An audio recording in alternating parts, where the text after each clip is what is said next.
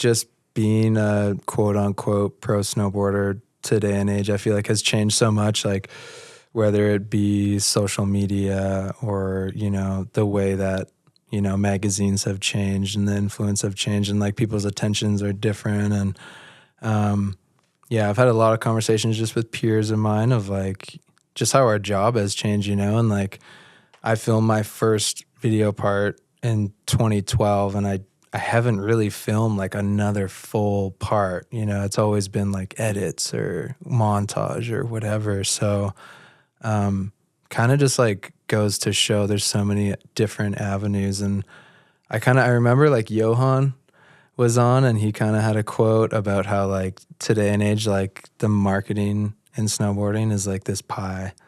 And I think like when we were coming up and when I was looking up to snowboarders like Seth and you, Chris, like it was mostly like a magazine and a video part. And that's like what you did. That was your job. You filmed your video part and you got photos in the magazine, like job done, enjoy your summer and go to work again in the fall.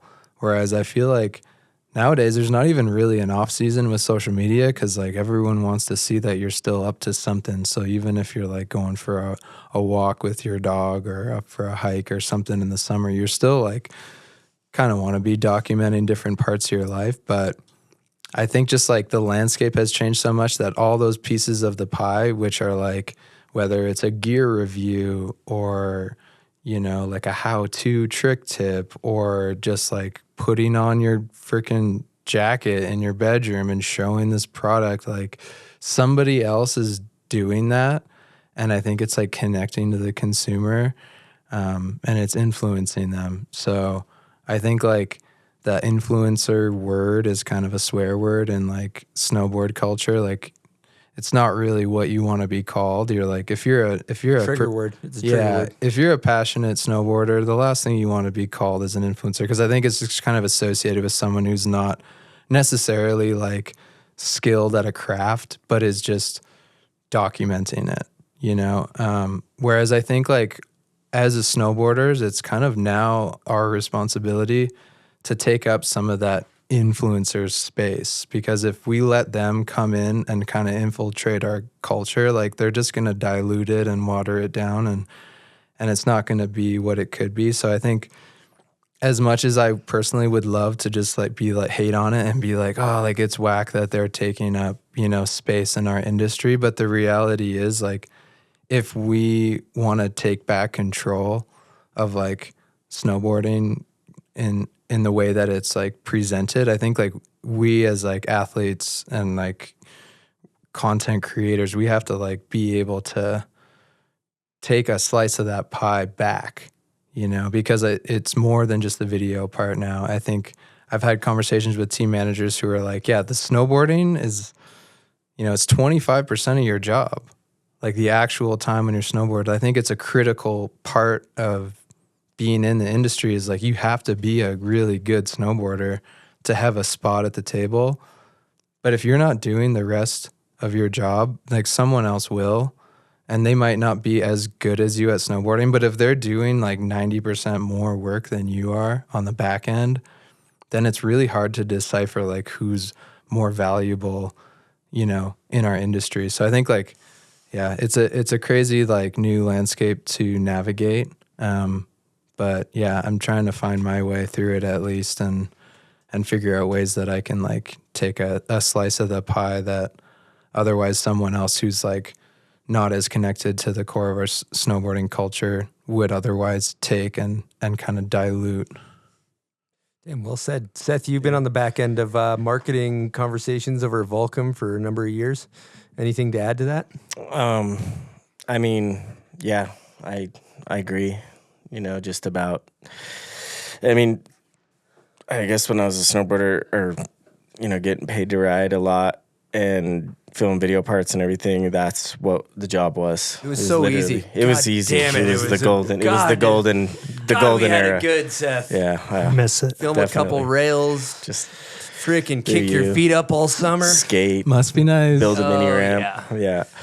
No, I mean, I really liked that post you put up where you added this cinch to the bottom of your like North Face pants, the snow pants. Mm-hmm. I was like, oh, that's sick. Like, Cool. you know, because, and it's really like a mod maybe you do, or, you know, like everyone mods their gear and sets up, customizes everything, but you put it on, you know, you just kind of showed that POV or whatever, and you put it on, you know, your feed, and it's like, oh, actually, it is that easy. That's the idea. It's like, and it totally did the job. You know, Cool. you got people hyped, and, you know, you showed that you can tweak your gear, make it customizable, but you're also saying like, yeah, this gear's sick too. So I think like more of that kind of stuff, and just like you say, like, you know, bringing it back, and because if you, like you said, you have that seat at the table, but if you're not doing that other 90%, you're leaving it on the table. So it's like, be cool, like, don't do anything, you know, for whoever, you know, like, just stay true to the, you know, to what your vibe is and everything. Be cool. It's like, and you can do a lot of stuff, you know. There's a lot of time out there when you're not snowboarding, doing a 540 or something like that. Well, if you look at it, the thing that trips me out too, you look at some of these like YouTubers in the space. My hat is off to them for their work ethic. It's unbelievable. Some of these guys in the snowboard space doing YouTube are doing like daily vlogs every day, 7 days a week. They're filming, putting it on the internet. Like that is a fucking grind. I don't wish on my worst enemy. Like that is like actually so much effort going into that. And then you have the highly skilled pro snowboarder that is like the best, most talented riders in the world, some of them. And you know, they're not going to put a thing on Instagram. They're going to film, you know, 20 tricks. They're going to film their 20 tricks for their part. They're going to be fantastic. But like, can we meet somewhere in the middle, right? Yeah. Can we get those guys that are filming the 20 tricks, the best tricks in the video? Just a couple things, throw it on the gram, you know? Not daily vlogs, but you know, that's the thing, is these guys with the daily vlogs are absolutely like huge followings, but they're just working their asses off in a different type of way, and the landscape is changing a little bit. I don't know, just a random rant there, but No, it's true. For Those sure. guys are playing to the algorithm. yeah, Yeah. and they're putting themselves out there and like fucking eating a bowl of cereal and all that. Yeah. For sure. No, I think there is a way to like still do it authentically, and not just like sell out and make some like corny shit just because you feel like you have to. But I think there is just like a lot of space that we can take up as snowboarders and like get some of that back into snowboarding, like into snowboarders' hands, and like, yeah, just like find your lane and find something that's like still you and not contrived, but just authentic, and just make something out of it. Because I don't think it's that hard. Like, yeah, making a video of me cinching my snow pants, like I was doing that anyways, and I just like threw a GoPro on my head.